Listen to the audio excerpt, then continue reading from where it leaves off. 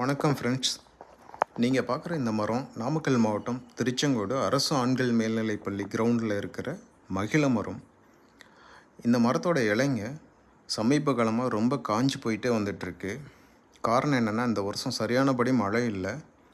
So இந்த மாதிரி வறட்சி காலங்களில் தண்ணி இல்லாமல் மரங்கள் இறந்து போயிடக்கூடாது, அதை எப்படி காப்பாற்றலான்னு ஒரு சின்ன ரிசர்ச் பண்ணும்போது பாட்டில் ட்ரிப்பிங் இரிகேஷன் அப்படின்ற ஒரு தண்ணி பாய்ச்சுற ஒரு மெத்தடு கேள்விப்பட்டேன். அது என்னன்னா, இந்த மரத்துக்கடியில் ஒரு 2 அடி தள்ளி ஒரு அடி ஆழம் குழி பறித்து அந்த குழிக்குள்ளே ஒரு 5 லிட்டர் வாட்டர் கேன் அடிப்பகுதியில் ஒரு ஓட்டையும் மேல் பகுதியில் ஒரு ஓட்டையும் மேல் மூடியில் ஒரு ஓட்டையும் போட்டு அந்த குழிக்குள்ளே தண்ணி நிரப்பி உள்ளே வச்சு மூடிடுறோம். மூடின பிறகு நம்ம அந்த மூடியை திறந்து தினமும் அந்த 5 லிட்டர் கேனை ஃபில் பண்ணலாம். நம்ம வழக்கமாக மேலே கிரவுண்டில் தண்ணி ஊற்றுறதுக்கும் இதுக்கும் என்ன டிஃப்ரென்ஸ்னால், கிரவுண்டில் நிறையா தண்ணி ஊற்றணும். அதில் ஒரு 1/2 லிட்ரு 1 லிட்ரு ஆவியாகி வீணாகிறதுக்கு வாய்ப்பு இருக்குது.